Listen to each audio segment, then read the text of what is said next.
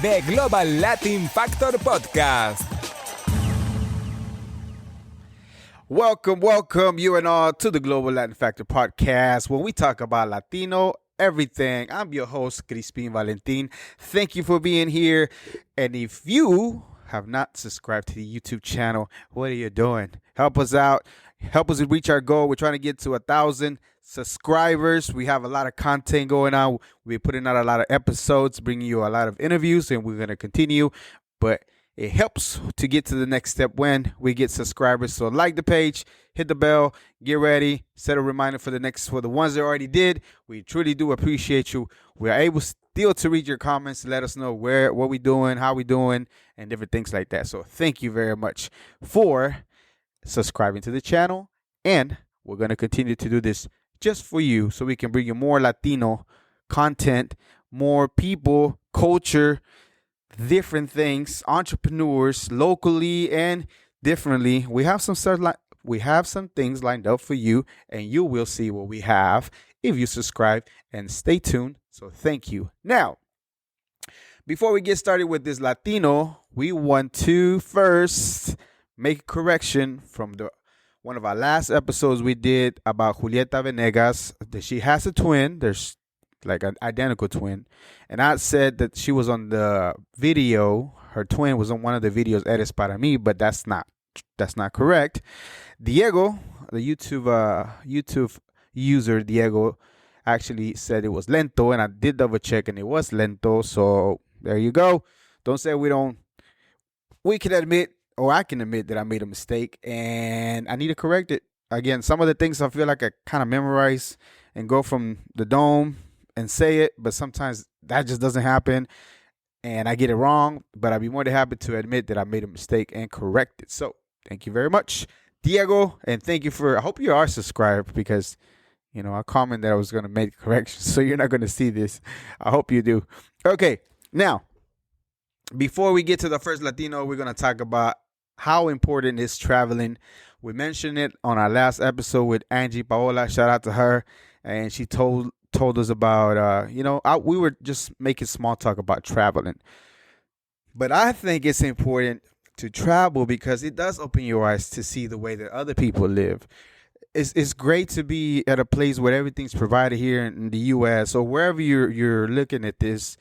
However, when you go and see how other people are living, how other people eat and do their daily thing, not only the touristy place, don't get me wrong, see those if you can, but really being with the people, how they handle, how they interact and different things like that, it does give you a different perspective as far as the way that you look at the world. It does open your eyes more to see different things. So I think it's very important to see other places. If you are able to make your way, save your money, find a way to go see a place, and just enjoy the moment of seeing the way that different cultures function, because we always accustomed to seeing the things, and sometimes even just the way that our family lives, right? We just see our immediate family, a couple of friends, how they live, but we don't really realize how the people live, and it might seem a little weird to us. But, we all are different. We all 100% different. And it's a good thing to see the way that it is, to give you and open your mind in different ways to be a better person, and a better human being. I think it's a good idea. Maybe it's just me. Maybe you're just a homebody and don't like to go anywhere. Nothing wrong with that. But I think your perspective when you're in that place compared to if you were out and about in another country, then I can almost guarantee it'll be like way different. So I recommend you traveling. Get out there. Okay, so we're going to do our Latina.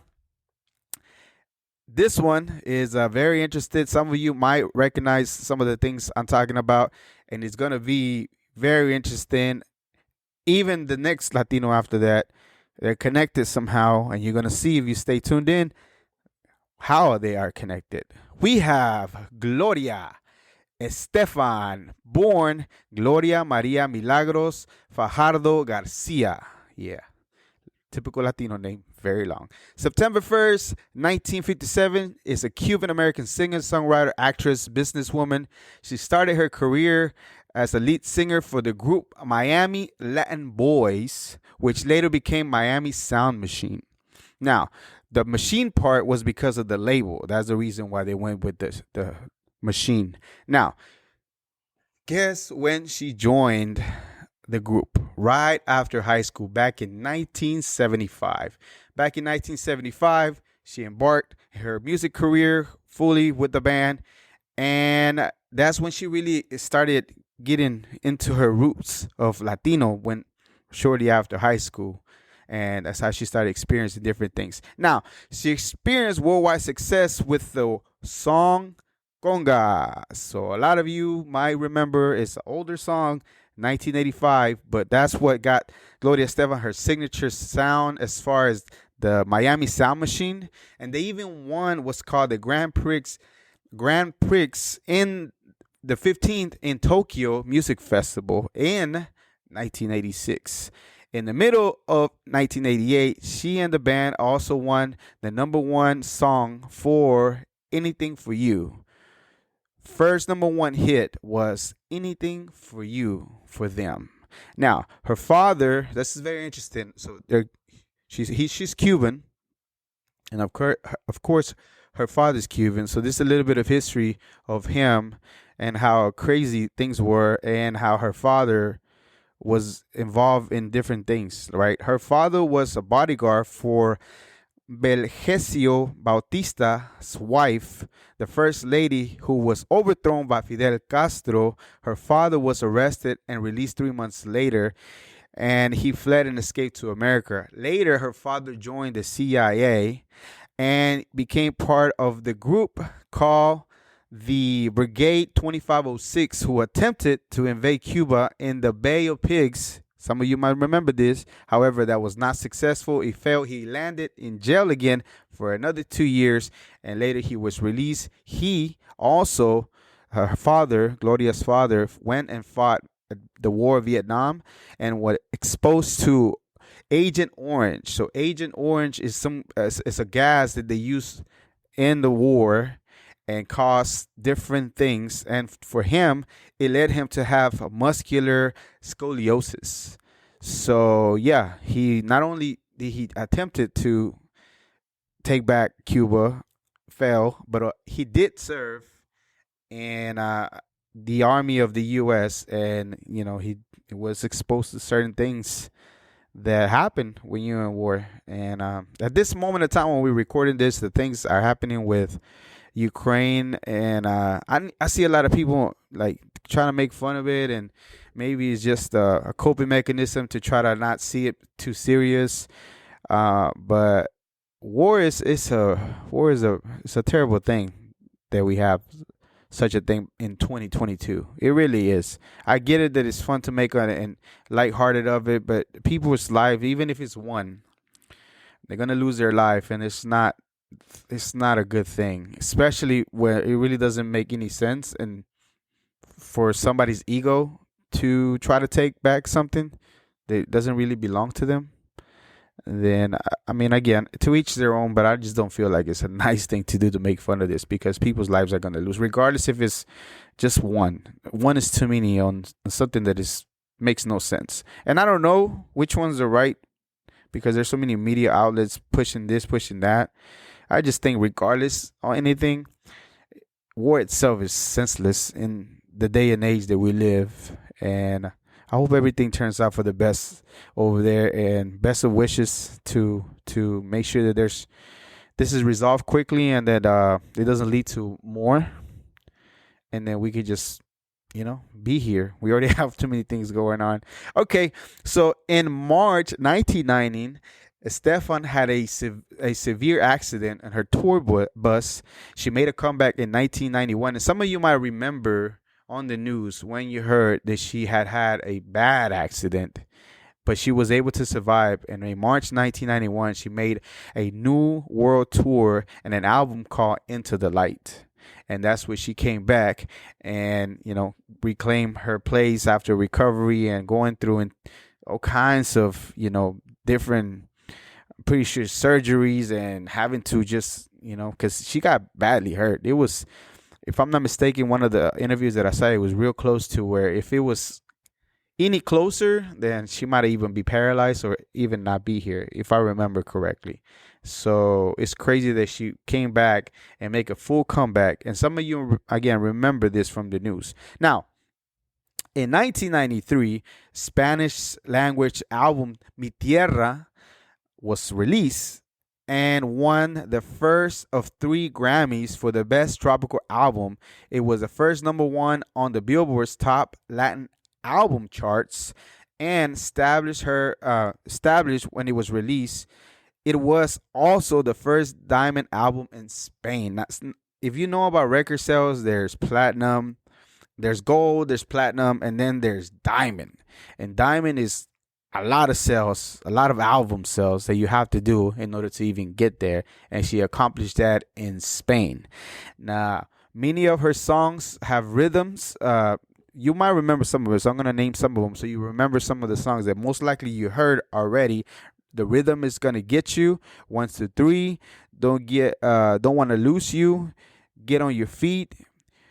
Here we are, coming out of the dark. Bad Boy, Oye, Party Time, and the remake of Turn Up the Beat became an international chart-popping hit. Estefan's record sales, guess how many record sales that she has?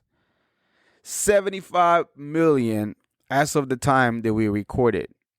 75 million records sold worldwide, making her one of the best and all-time sellers as a Latina. That is wild. That's a lot of record sales. She also won 3 Grammy Awards and received a star in the Hollywood Walk of Fame and Las Vegas Walk of Fame too. So there's, first of all, that's the first time I heard there's like Las Vegas Walk of Fame. Maybe just, I've been to Vegas a few times, and the Hollywood Walk of Fame, which, you know, a lot of artists, singers, whatever, is one of the indicators that you made it and you made it big, having a star. So, you know, big shout out to her. In 2015, she received the Presidential Medal of Freedom for her contribution to American music and received a Kennedy Center honor in December 2017 for her contributions to American culture life. I mean, when you have so many hits and literally globally and internationally, you're putting these records and a lot of people are recognized you. It only makes sense that you should be recognized. But to receive the Presidential Medal of Freedom is a big deal. And being a Latina and having to come from adversity by having that accident that like could have been worse, to coming back and getting this major accomplishment. Estefan also won an MTV Music Award and was honored in the American Music Award for a lifetime achievement, and also the BMI Songwriter of the Year. She was introduced into the Songwriting Hall of Fame and also received multiple Billboard awards, and she is also on the top 100 artists of all time for VH1 and Billboard. That is wild to me that she has done so much. Right now, I haven't seen much of her, but I know that now she's more focused on the business side. And if I'm not mistaken, she is part owner, her husband, of the Miami Dolphins, if I'm not mistaken. I'm almost 100% sure that that's true. If not, leave a comment, correct me, and I got you. I'll make sure that I address it. Now, for the next one, I mentioned earlier, her husband. Well, this is the next one that we're going to do. But before we do that, I think it's very important to laugh. Just a little bit of tips for us, because they say laughter is the best medicine, right? And even though there's all kinds of wild things going on right now, with pandemic still getting rid of it, to this, I was like, yeah, you have to laugh about it. Sometimes the news, I like to watch like night shows, mostly just when they do their what's the one when they stand up and do that thing? What is it called, Carlos? When they stand up and do when they just talk. They what is it called? Anyways, monologue. Okay, yeah. So I like to watch the monologue and the way they deliver it because I think it's funny. They touch up a little bit on the news. It's not too serious, but I get a crack at it. I know some people might not like it, and I enjoy the monologue. I enjoy the way they do it, the way they set it up, the way they structure it, and different things like that. So that's how I get a good laugh and at least get some news like that. And a tip in life: don't get too consumed in the news because I feel like a lot of the times the news is put out to literally terrorize you, to bring you in fear, to try to sell you something, or they're pushing something for whoever's putting in the money to them to, you know what I mean? Think about this. No way that in a whole week nothing else happens in the world. Nothing else happens in the world besides that particular story that they run over and over and over. And they know that the reason why we say subscribe all the time, subscribe to the channel, is because it works. It's repetition. It's a terminology for radio that they use, that repetition over time eventually, right? Think about this. Whenever you first hear a song, you're like, it's okay. But then you get on your radio and turn on the radio and listen to it a few times. By the second, third time, it's like, it's not that bad. And then by like the seventh time, it's like, that's my jam. Turn it up. Like, and I know it happened to me before. Like that song by OT Genesis, I'm in Love with the Coco. The first time I heard it, it was like, it's all right. I kind of turned it down a little bit. But after a few times, you're like, this song is so good, blah, blah, blah. Well, this is the same concept when the news does. And when you constantly just bombarded and just locked in all the time, and it's not good. It's not good. And it's going to make you feel a certain way. Sounds crazy, but all the stuff you're taking in, it makes you feel a certain way. So get informed, but don't get consumed and feel in terror. It is a beautiful world still. Even though everything that's going on, it's still an amazing place that we live.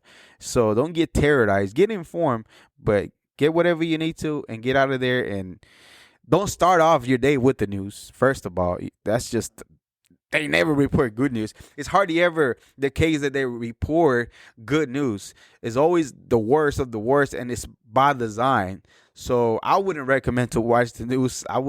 First of all, it is recommended not to get on your phone like at least 45 minutes to an hour before you. I'm not a practicer there. I'm not going to lie. But at the same time, it makes sense because you start connecting with everything and just detaching yourself from reality, kind of. But at the same time, minimum, don't go into the news if you're going to get in your phone. Just let it be. Get informed, find out what's going on, and find a few other sources, not on the same network that you watch, and realize that a few networks run completely opposites, and we live in the same place. How is that possible that they run in completely opposite stories? One is pro something, the other one's against something. In here, it doesn't make sense to me at least. Okay, we're going to go ahead and move on to our next Latino. As I mentioned, this is Emilio Estefan. And Emilio Estefan Gomez was born in March in 1953. It's a Cuban-American musician, author, producer. Estefan has won 19 Grammy Awards. He first came to prominence in music with Miami Sound Machine. Now, does it sound familiar now? Miami Sound Machine. Gloria Estefan was part of Miami Sound Machine. You know what I mean? Okay, so he had to leave Cuba because in Cuba, at the time that he was there, at the age of 15, they were going to put you in the military. So at the age of 14, him and his dad fled the country, went to Spain, and stayed there. And one of the interviews that I saw as a kid, he said he almost even went homeless at one time. That's how bad they were struggling, homeless. And he used to even play at restaurants for tips. And he is the founder of the Miami Latin Fusion sound. So if you ever hear that term, this is the man that came up with that particular type of style of music. He is the husband of singer Gloria Estefan, father of Nayib Estefan and daughter Emily Estefan, and is uncle to Spanish language television personality. And some of you they watch Latino, like some of the Univision and things like that. Yeah, you're gonna know who that is, Lily Estefan. And some of you probably already know, but if you didn't know, there you go. Okay, Estefan is credited with paving the way for crossover explosion in the 90s. Now, do you remember in the 90s, there was crossover after crossover from different type of Latino artists, and there was all kinds of them, right? So he is the one that is credited for bringing in the 90s all these Latinos to cross over and start doing not only Spanish music, but move over into English and start getting the Latinos involved in the mainstream radio. Okay, so he brought, of course, his wife, one of the main ones, and then of course you have Ricky Martin, Jennifer Lopez, Shakira, Mark Anthony, and all those you remember because in the 90s you couldn't get away from some of those great songs that they were making. And some of those artists are still very much relevant nowadays, till this day. Now, fun fact about him, he used to play the accordion to pay for school. Now, if you think about it, he almost went homeless, and he used to play to get food, and he used to even pay for school. So everything that he has as far as money and all that, it just makes a lot of sense that he was going to be in that place for the same reason that he wasn't going to take no for an answer. He wasn't going to be suppressed by everything that was going on, because he could easily throw the towel in, right? It's like, nope, I'm tapped out. I can't, I'm going to be homeless for a little while, and that's that. Like, nope, that's not going to be the case. To now being, I don't know how much he's worth, but I'm pretty sure it's in the millions, especially if you own a team or part owner of a team, then you have to have quite a bit of money. So that's wild. Estefan received the BMI Songwriter of the Year in 2005 and also has a star in the Hollywood Walk of Fame. He also has received the Sammy Cahn Lifetime Achievement Award by the Songwriters Hall of Fame. He also received a Presidential Medal of Freedom, and that was in 2005 by President Barack Obama. He's the one that put it. If you don't know what the Presidential Medal of Freedom, it is the nation's highest civilian honor that someone can get. So I mentioned earlier, his wife got one, he got one too. But if you don't know what that is, it's like this is the highest thing that you can get from the nation as a civilian, and he has one. Yes, he does. So there you have it. So these are two amazing Latinos. They are, you know how people say couples goals and blah, blah, blah, things like that. To each their own, by the way. It's not my thing. But like, there's really like, I haven't seen a meme about them two. This would be like the real power couple. And like, don't get me wrong, they still go through things, of course, dealing with the media and different things like that. And if I'm not mistaken, they had one of their daughters, they had I don't want to get it wrong, but amongst the family, there's things that happen that they have to overcome, just like every other family. They're not very different from us, and every family pretty much goes through different things.